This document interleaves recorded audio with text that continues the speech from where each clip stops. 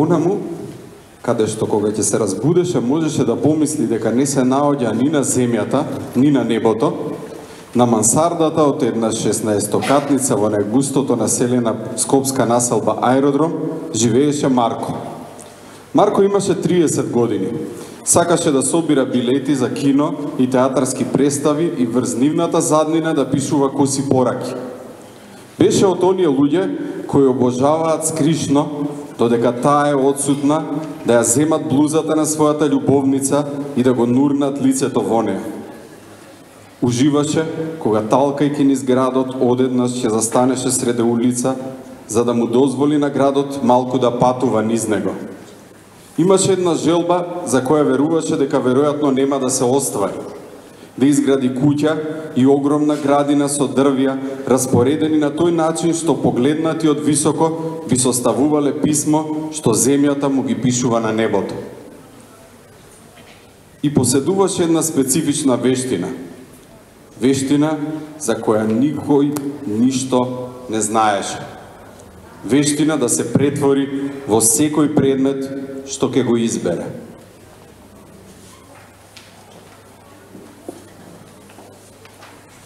Следното утро почна да и се појавува на Мила на нов начин. Преку необичните предмети што таа ги наоѓаше во текот на долгите талкања низ градот.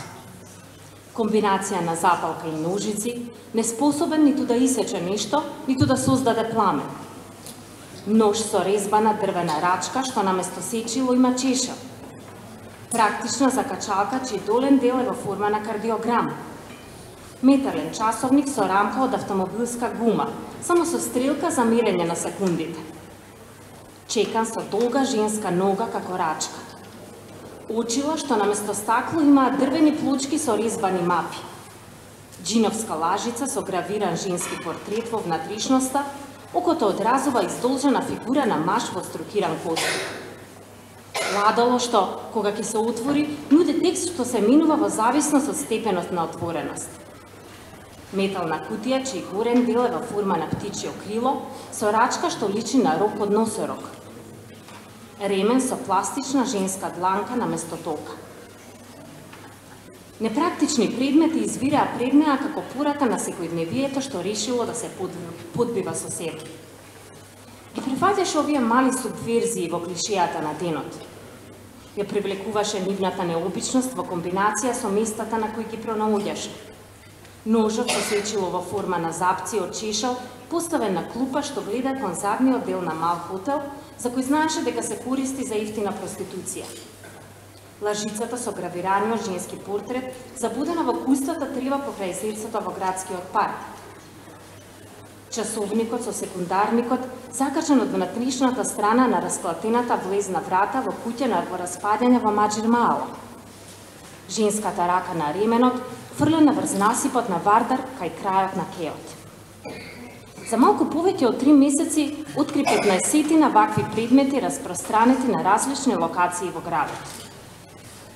Предметите ѝ се допаѓаа, но никогаш не присвои некој од нив.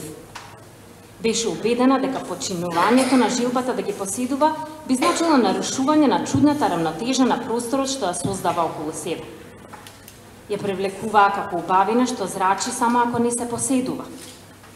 Од истите причини не ги земаше во рака, не ги допираше. Ги фотографираше, секогаш правејќи само една фотографија на предметот. Никогаш не верувала во повторливоста на мигот.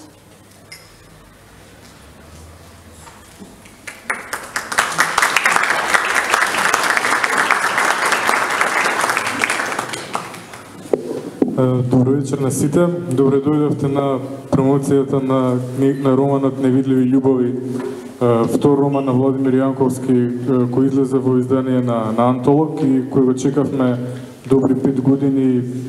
На голема радост веќе го имаме меѓу нас. Пред малку чувте извадоци од книгата кој љубезно ни ги прочита Владимир Мартиновски и Николина Андова Шупова. Освен нив ти се разбира звездата на вечерта, оној поради кој што сите сме овде, авторот Владимир Јанковски.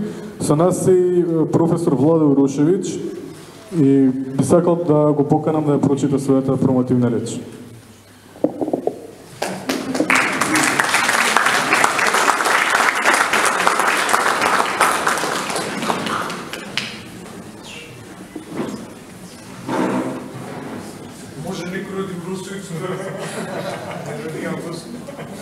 Вечерва, доаѓајќи наваму и возејќи по булеварот Кочо-Рацин, во еден миг погледот ми падна на еден голем осветлен билборд, кој го рекламираше новиот модел на BMW.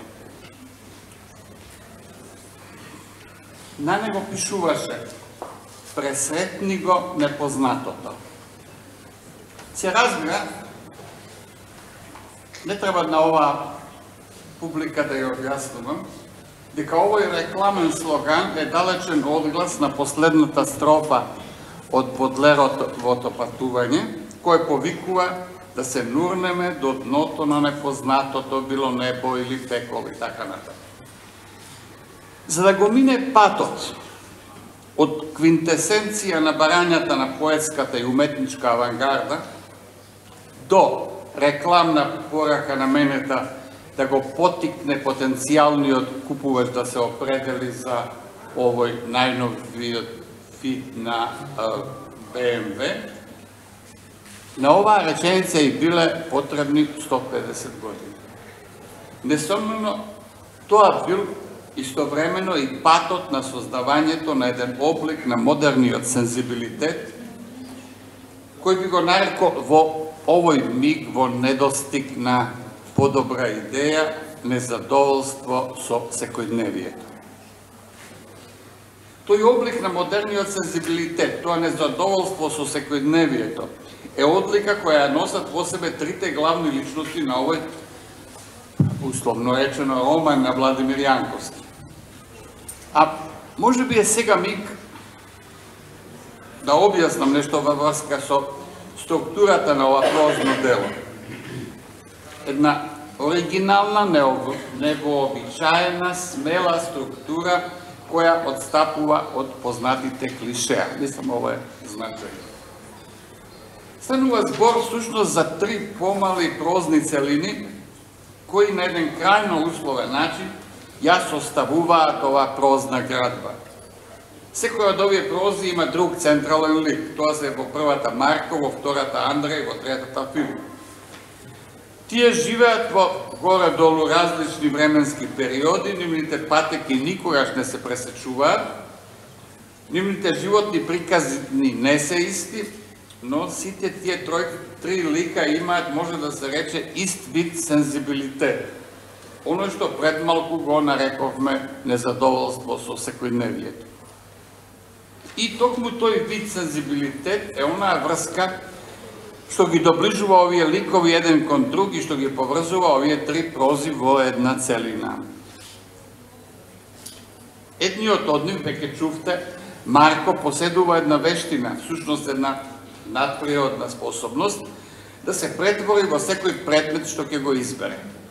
Вториот, Андреј, наблюдувач и проследувач на непознати жени, купува дури и телескоп за со помош на оваа справа да навлезе во животот на едната од нив. Третиот, Филип, открива дека во некои особени мигови може да стане невидлив. Овие исклучителни околности помагаат сите овие три личности од прозата на Јанковски да ги запознаеме во есенцијалната суштина на нивните животни ставови. Во нивниот обид да ја надминат монотонијата на секојдневието и да создадат од своите животи нешто различно од клише. Никој од нив не е уметник, а сепак сите тројца внесуваат креација во животот што го живеат, создавајќи од него, ова е цитат, една биографија на слободата наспроти биографијата на нужноста. Сите тројца протагонисти на оваа проза на Јанковски се бегалци што се спасуваат пред уништувачката рутина на секојдневието, пред отапувачката монотонија на баналноста, пред немилосрдната логика на реалноста. За да го избегнат застрашувачкиот процес на вечното повторување на истото, ужасната механизација на животните манифестации на кои не принудува животот сведен на обичност, тие ја создаваат својата филозофија на лудичност, на пристапување кон животот како кон еден вид игра. И ја искажуваат својата приврзаност кон неопходните предиспозиции на играта, кон алеаторноста, кон довербата во случајот, кон принципот на импровизацијата и кон слободата на изборот. Овие одлики на модерниот сензибилитет тие ги имаат научено од неколкуте големи мајстори на претворањето на животот во уметничко дело. Предците, роднините на ликовите на Јанковски се и Лавкадио од визбите на Ватикан на Андре Жид и Дезесент од наспроти на Жорис Каро Уисмас. Лавкадио со неговата спремност веднаш да одговори на поттикот на првиот порив што ќе се роди во несвесните бездни на битието, уште пред тој да се вообличи во свесна и оправдана желба. Дезесент со неговото предпочитање на илузијата пред реалноста и со откажувањето од исполнувањето на желбата за да се сочува интензитетот на копнежот. Како и Лавкадио, и тие секогаш се спремни да го послушаат импулсот бликнат од нивниот постојано отворен диспонабилитет и да одат докрај во непресветаноста на својот гест. Како и Дезесент, и тие се спремни да го жртвуваат вистинското патување во Лондон заради седење во париско кафе кое само прилега на лондонскиот паб. Сите овие личности на Јанковски несомнено ги послушале во еден миг советите на големите мајстори на модерната чувствителност. Во игрите на Марко, Андреј и Филип го насетуваме одгласот на оние младешки игри на Джорджо де Кирико со брат му Алберто, кога во ефемерните и банални случаи и настани што ги обкружувале во нивното детство, во волос, ги откривале метафизичките длабочини, што потоа ќе се преобрази во магепсувачките гледки на метафизичкото сликарство. Во лутањата низ Скопје, што ги преземаат сите овие тројца наши современици, ги препознаваме препораките на Гиом Аполинер, кој во потрага по чудесноста на современиот град ја предвидувал појавата на уметноста на прошетките и дури го измислил името на таа нова уметност амфионија. Ова е цитат. Инструмент на таа уметност и нејзин предмет е градот, чишто еден дел треба да се помине, така што во душата на амфионот или аматерот ќе се родат чувствата од областа на убавото и возвишеното, вели во расказот на Аполинер Водител, неговиот јунак баронот Дормезан. А во откритието на необичните предмети, на кои присуствуваме на страниците на невидливите љубови, го наоѓаме несомнено сеќавањето за прошетките на Андре Бретон, кој во потрага по чудесниот предмет честопати лутал низ париското полвјо пазариште во северо-западното предградие на Парис, Порт де Клинјанкур. Следејќи ги упатствата на овие големи учители, трите личности на оваа проза го даваат својот прилог кон внесувањето на необичното во секојдневието. И без да го купат новиот модел на БМВ, или поточно токму поради немањето на таквиот интерес, бидејќи преферираат да одат пеш, тие го пресретнуваат непознатото во една негова пречистена форма. Тоа непознато се пробива, се едно дали со нивна помош или не, во структурата на градот, низ многобројните облици на, сега се ова цитати нели од книгата, како мали субверзии во клишеата на денот, како зачин во секојдневието, импровизација што се издвојува од главниот тек, момент на екзистенцијален раскош, или како мала пукнатина во моторот на машината што го меле умот, како мало бегство од кусогледоста на одредени денови. Поради тоа, секоја нивна прошетка низ градот е еден вид духовна авантура. Тие се наблюдувачи, ги наблюдуваат растреперениот организам на градот, или ако сакате растреперениот механизам на градот, со остро око за неговите реални контури, но истовремено со очекување на чудо, што тие постојано го прежелкуваат да бликне пред нив и да ја осмисли прошетката. Наблюдувањето тука не е пасивен однос. Она што го добиваме во оваа проза е едно своевидно очудување на реалноста, резултат на длабоко осмислениот напор да се надмине сивотијата на навиката и да се пронајде златното зрнце духовност во песокот, што низ безбројните повторувања ги затрупува нашите доживувања, одземајќи му ја свежината на светот. А тие прошетки низ градот поседуваат една убава смеса на фикција и реалност. Всушност, тие, според рецептот на Бретоновата Надја, ја сместуваат чудесноста среде документарно потврдената реалност и од Скопје, онакво како што го познаваме од секојдневната практика, создаваат сцена на која се одигрува една приказна полна со неверојатност и реалност. Го препознаваме сосема прецизно тој итинерер по кој оди една од личностите Ана. Ќе направам мали скратувања во описот. А потоа едно саботно попладне Ана најде мала дрвена кутија на излезот од паркот Буњаковец.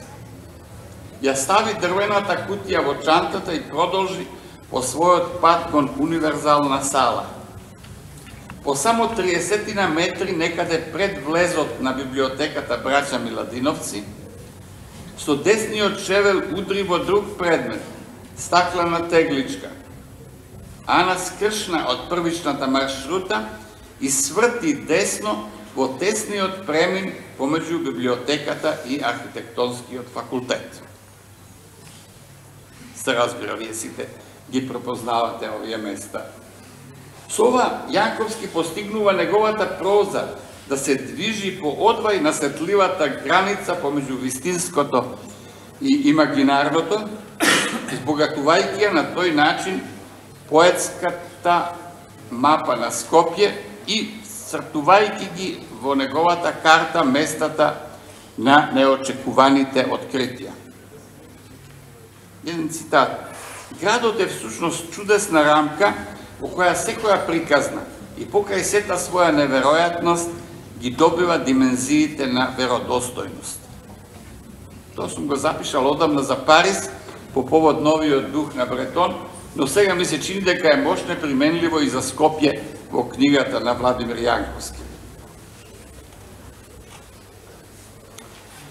Не би сакал вечерва, искажувајќи се за една несекојдневна книга, која многу вешто ги избегнува стапиците на баналноста, да ги соопштувам оние стандардизирани, вообичаени констатации кои според некаков непишан закон би требало да ги следат критичарските импресии од книгата што се разгледува.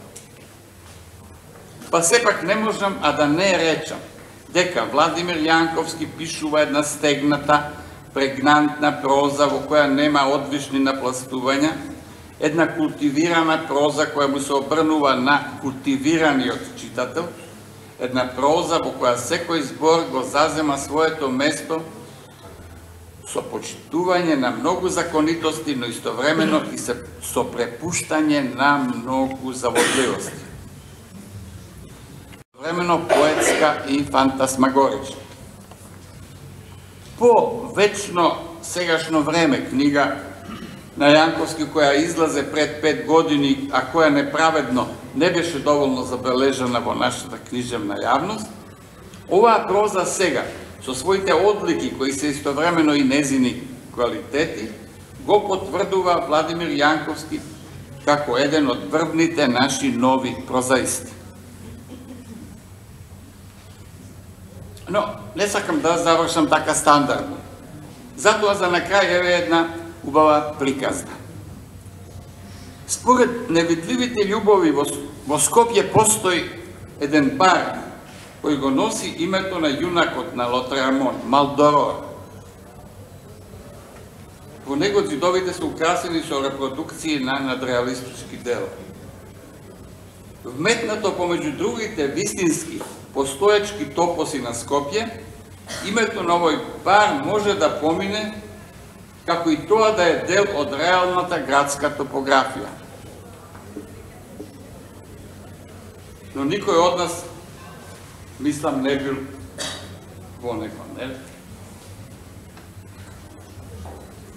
Тој е дел од онаа наполу видлива мрежа на книжевни и ликовни асоциации присутни во ова дело, мрежа што ги покрива сите овие три приказни и зборува за потребата на овој автор по некои мигови сосема ненаметливо да ги повика во сеќавање и мињата и постапките на неговите духовни претходници. Бар со такво име навистина постоел во еден краток миг во Париз во 1930 година.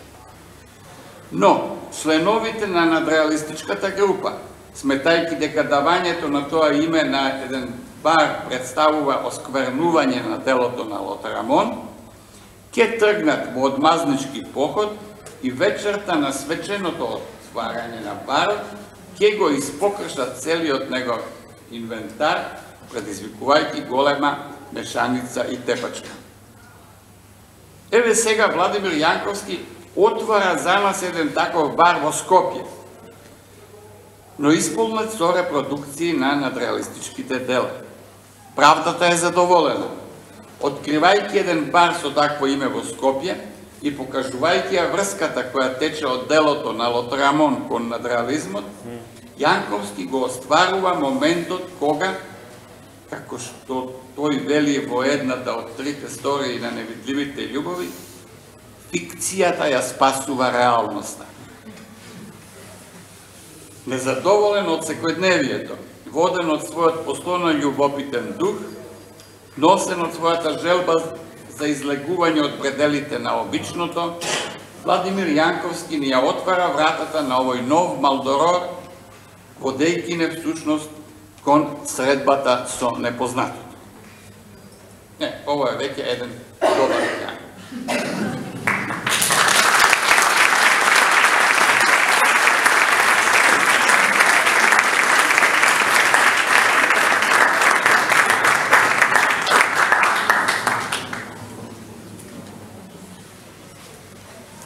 Почна да ги замислува средбите со непознатата. Во една се среќаваат и тој го објаснува проектот на Џон Коник, речник на обскурни таги. Во него, Коник опишува различни расположенија, перцепции, мали ситуации, користејќи зборови што не постојат во ниеден речник. Во замислената средба со непознатата, откако Андреј ќе ја прочита неколку измислени зборови на Коник, таму предложува да почнат да конструираат зборови, а потоа да им даваат определени објаснувања. Ветерување, глаголска именка. Расположение што произлегува од чувството дека во конкретен момент не си присутен само на едно место, дека успеваш на неодреден и никогаш докрај објаснив начин да бидеш на повеќе места истовремено. И дека на сите тие различни места си присутен со еднаков интензитет и возбуда. Небоземјува, глагол. Правење обични и секојдневни дејства, кои истовремено се претвораат во нешто што има метафизичка димензија. Активност и приземна и набиена, со дополнителен символички интензитет, при што приземноста се доживува возвишено, а возвишеноста е таква поради силните елементи на обичност што ги содржи. Доприсвет, именка, машки род. Убеденост дека меѓу тебе и нештото околу тебе не постои разлика, дека сте едно исто. Твоите нозе се слеваат со улицата по која чекориш, раката ти се претопува во допрениот предмет, погледот е составен дел од гледката што ја наблюдува. Што правеше вчера? Ништо посебно. Ветерувавме со Андреј.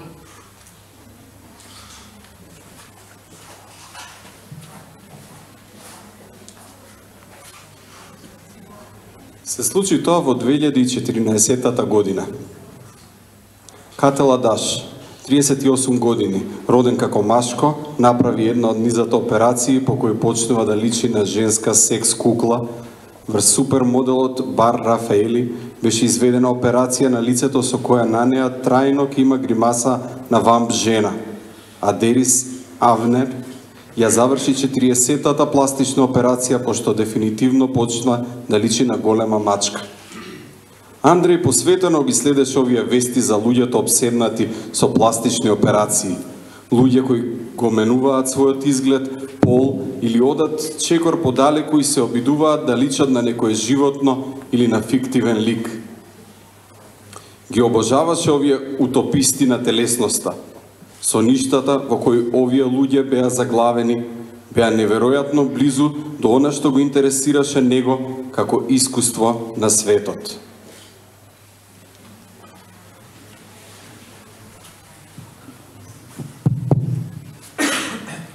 Во овој дел од промоцијава ќе поразговараме накратко со Владимир. Би сакал да му поставам неколку прашања во врска со невидливи љубови. Во тој поглед професорот Урошевиќ малку ме зафркна, бидејќи прилично добро елаборираше дел од темите за кои ќе разговарам и со Владимир. Извинете за преклопувањата кои ќе се обидам некако да ги избегнам. Владимир, во романот преиспитуваш и загатнуваш повеќе аспекти на модерната, на современата љубов. Меѓутоа, интересно е тоа што два од трите дела на романот се всушност еден вид современи бајки за возрастни. Зошто беше потребно да посегнеш по чудесното за да ја претресеш таа темата на љубовта со која што очигледно, а и на наше големо задоволство, си непоправливо обседнат? Прво, добро вечер на сите. Ви благодарам за тоа што дојдовте во толку голем број. Се разбира, не изненадивте мене, а го изненадивте и организаторот МКЦ, кој не предвиде толку многу столови и место за промоцијата.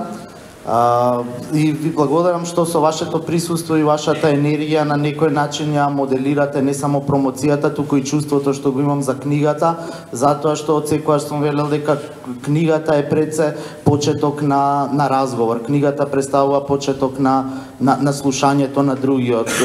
Мислам дека секој оној што пишува, колку што треба да биде обседнат, посветен и насочен на тоа што го пишува и со тоа што го зборува, исто така треба да има огромна мерка за тишината, и тишината треба на некој чуден начин да биде истетовирана во секој збор што го пишува, така и со читањето, така и со пишувањето и со овие обраќања. На некој начин имам чувство дека секоја моја реплика на некој начин меко одзвонува во секој од вас, и таа енергија како повратна што ја добивам не само што има влијание врз начинот на кој што вечерва тука разговараме, туку и на начинот на кој што сите вечер, утре, задутре, последна недела ќе се вратите и ќе ја прочитате книгата. Верувам во тој тип, да ти одговорам на прашањето, верувам во тој тип на енергии кои што постојат во просторот. Тие енергии не се секогаш видливи. Практично живееме во време во кое што дефинитивно сме на некој начин обседнати со видливото или со она што е видливо. Сите од нас поминуваме часови и часови речиси манијачно разгледувајќи фотографии. Луѓето се обседнати со фотографирање на секој свој посебен момент, ги фотографираат дури и јадењата што ги изготвиле наместо да уживаат во нив. Едноставно постојано сурфаме барајќи нова фотографија која што на некој нов начин ќе не надразни, на нов начин ќе не возбуди, на нов начин ќе ја предизвика нашата рамнодушност, а всушност практично се повеќе и повеќе навлегуваме во светот на анестетизираноста од сликите и од визуелното, и се помалку и помалку тие навистина нас може да не придвижат. романот или барем првата и третата приказна практично е обид да се проговори нешто во врска со таа тема. Едноставно да се даде предност не само на другите сетила, туку да се даде предност и на она што навидум не можеме да го видиме. Некако самиот роман Невидливи љубови или самиот наслов го наметнува тоа, обседнатоста со она што е невидливо во едно време во кое што се чини дека се е видливо, се е јасно, се појавува на прва и ние мислиме дека се ни е сосема јасно во време во кое што се гледаме, а ништо всушност не разбираме, ја немаме таа потребна бавност за нештата. Ги конструирав тие две приказни како бајки, затоа што имав чувство дека оние првични енергии што ги нуди бајката на чудесното, на очуденоста на светот. Бајката е пред се еден жан кој што се обидува да го објасни светот, да раскаже некоја приказна, но истовремено да ја задржи чистата енергија на светот и на нештата околу нас, да не убеди дека светот се уште е чудесен, се уште е необичен, се уште во светот постојат некои нешта што може да не изненадат. Ете, тоа беше целта и жанровски, затоа практично се форматирани како некој вид бајки за возрастни, затоа што се обидов книгата истовремено, освен што проговорува за некои аспекти, практично кога ја читате, да го има чувството дека флертува и ја одржува таа еротичност на светот, доживан пред се како нешто чудно, необично и нетипично. Не дека од тебе очекувавме да ни напишеш пасторала, меѓутоа во Невидливи љубови мислам романот вибрира се на посебна урбана атмосфера.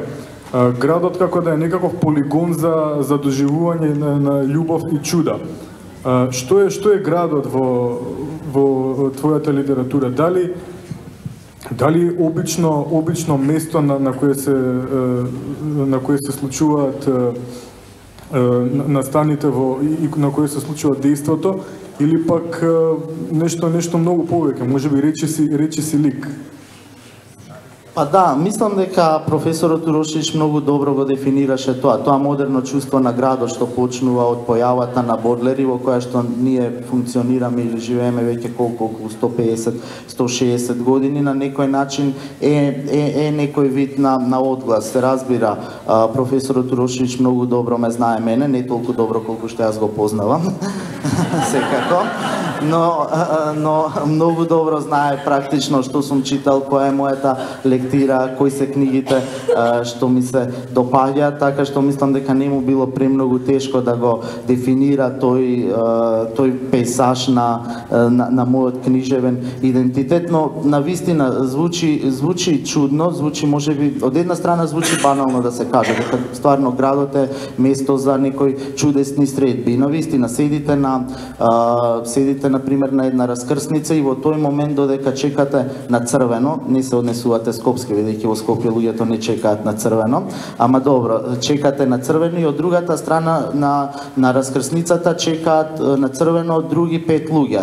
Маж на 30 години, жена на 25 години, постара господја на 55 години и само во тој момент вие додека ги гледате тие луѓе имате неповторливо чувство да бидете наспроти 5 екзистенции, наспроти 5 човечки суштества кои што носат во себе неверојатни светови. Замислете, црвеното светло трае минута и пол или две, вие се наоѓате спроти тие 5 луѓе и замислете колку различни светови во тој момент се случуваат во сите тие 5 луѓе. Погледнете го во очите господинот од 35 години, знам, ретко го правиме тоа, и само помислете што му се случило утрото, што му се случило пред 15 минути, кое е неговото прво сеќавање. Обидете се да влезете во внатрешниот монолог на господјата од 55 години. Значи, чудесни работи се случуваат во секој момент додека на една банална ситуација се наоѓаме во градот.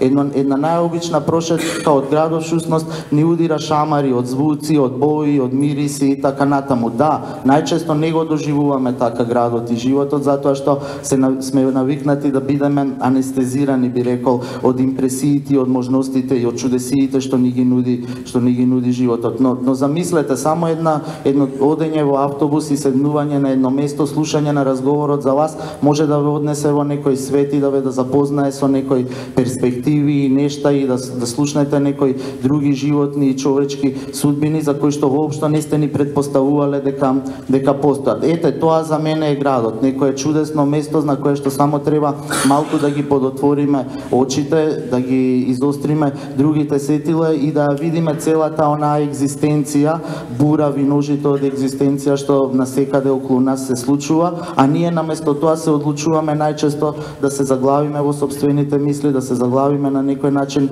во сопствениот натрешен лавиринт и да не бидеме отворени за големото чудо наречен другиот, кој што е насекаде околу нас. Ете, тоа е градот, место каде што се случуваат модерните или современите или интензивните екзистенцијални лавиринти на постоењето и каде што во секој момент, само ако малку повеќе ги отвориме сетилата, можеме интензивно да го доживееме и да го примиме животот.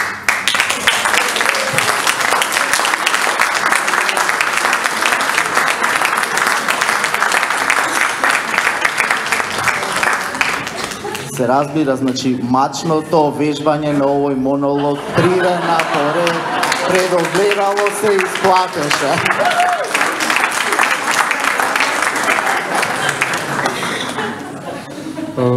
Добре што го спомнал огледалото, бидејќи веќе планирам со ова трето прашање да ја нарушам твојата приватност, да се обидам да дзирнам во твојата книжевна лабораторија. За мене барем едни од највпечатливите места во романот се оние кратки поглавја составени од само неколку реченици. Нормално не затоа што досаѓаш во оние подолги, туку се чини доста добро си се справил со бришењето како процес наспроти пишувањето. Колку беше деликатно, можеби и напорно и тешко да се справиш со тој процес на бришење, со тоа брусење на тие мали парченца текст? Па да, како што и можеше да се види од претходниот одговор, ние луѓето што се занимаваме со пишување обожаваме да зборуваме, да бидеме долги и предолги, да фразираме и се да претвораме во зборови. Едноставно тоа е нашиот начин на кој што го доживуваме светот, го претвораме во зборови. Ама да, мудроста на пишувањето се повеќе и повеќе верувам дека е мудрост да се застане. Мудроста на зборот и на текстот е мудрост да се измери неговата силина и практично да се види вистинската мерка на тишината. И дефинитивно како што мудроста на времето во кое што живееме воопшто не е поврзана со брзината, туку со алгоритамот на бавноста.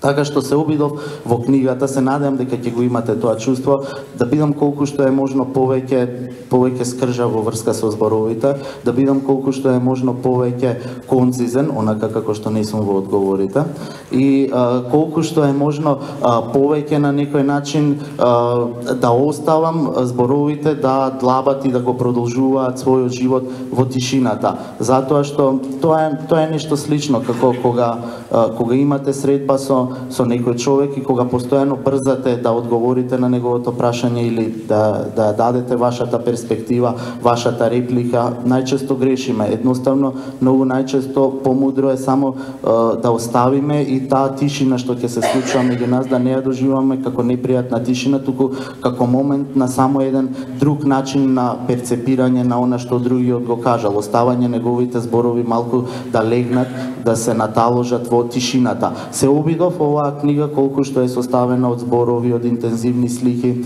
од реалистични описи на Скопје, се разбира и од други релативно фиктивни слики. Исто така на некој начин сакам да ја доживувам и како книга која што оддава почити на молчењето и на тишината. Некоја литература која што истовремено, колку што верува во зборот, истовремено, барем во ист обем, верува и во молкот.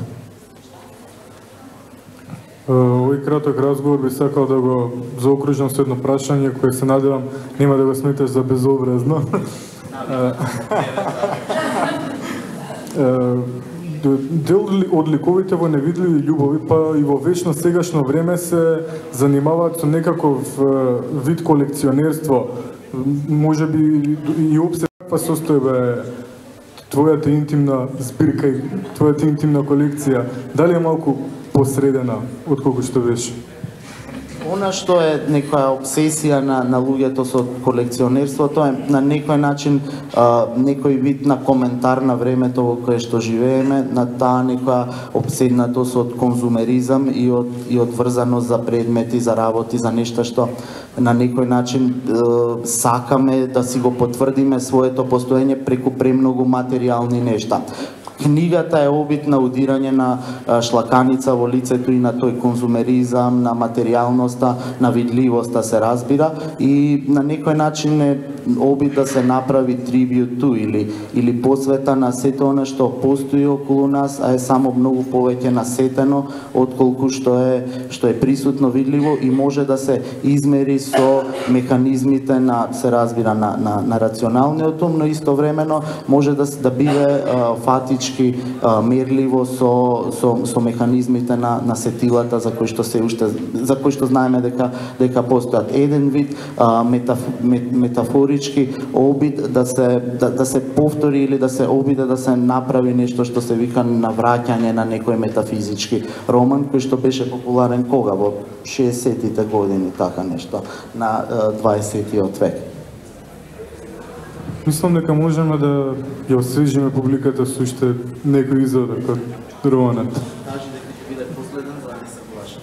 Не се плашете, ќе биде последен.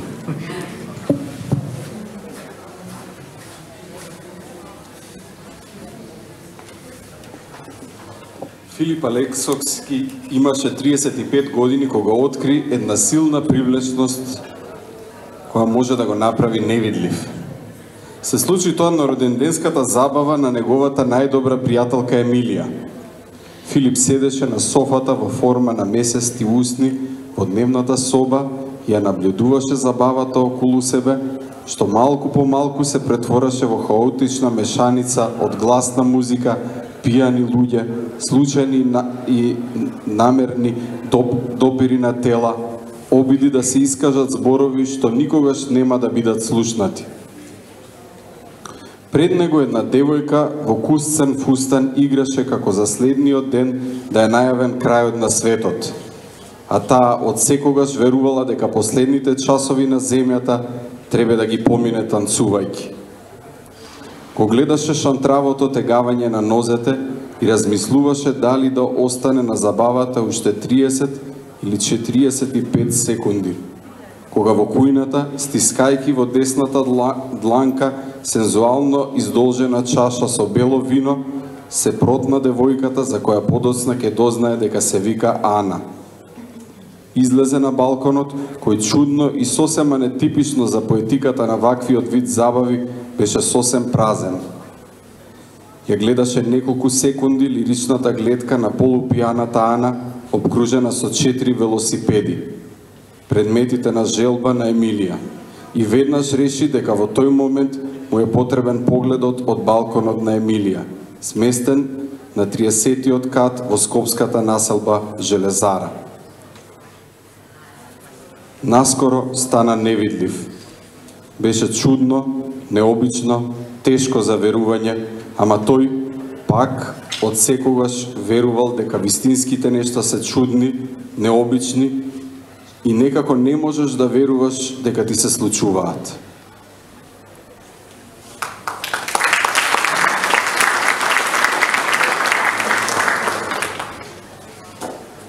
А потоа, по неколку денови, седејќи во кабинетот, читајќи некоја книга или играјќи шах со пријателите, ќе се појавеше таа, желбата да и се доближи, да провери дали може би исчезнала неговата невидливост. Почна рутински да биде присутен околу неа.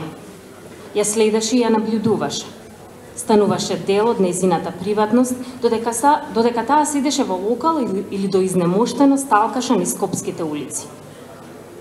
Ке се доближеше и унака невидлив, ке чекореше зад неа, газејќи врз стапките по кои што туку поминала. Го изедночуваше ритамот на незините чекори со сопствените. Ја учеше нејзината брзина. Го свртуваше погледот на истите места на кои таа го свртуваше. Го израмнуваше нејзиниот со својот поглед. Ги проучуваше и тие туги погледи. За момент стануваа негови. Гледаа исти нешта, одвоени со само еден кус здив на времето. Седаа заедно на клупи во паркови, омилената дневна активност на Ана. Ги споделуваа минутите еден покрај друг, впивајќи ја околината како сунгер. Кога таа ќе станеше, стануваше и тој, одредувајќи го односот меѓу движењето и седењето според незиниот внатрешен часовник. Понекогаш оставајќи ја да се оддалечи, додека тој ги замислува незините нови чекори, нови гледки што и се отвораат, новите простори во кои тој нема да биде покрај неа. Се враќаше дома исцрпен и распрскан низ себе, незадоволен од сопствената невидливост. Но со некои нови погледи во очите, со некои нови научени брзини во телото.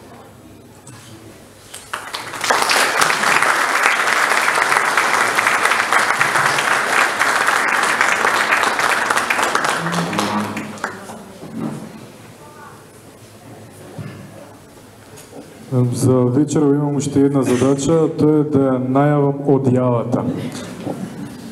Мислев на крајот да му посакам на Владимир многу читатели, арно, ама студијќи според посетеноста веќе ги има, така што нема потреба од таа излишна желба.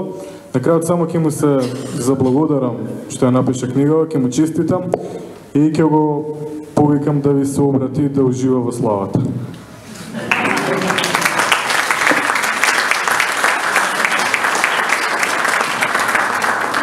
Ајке го гушно.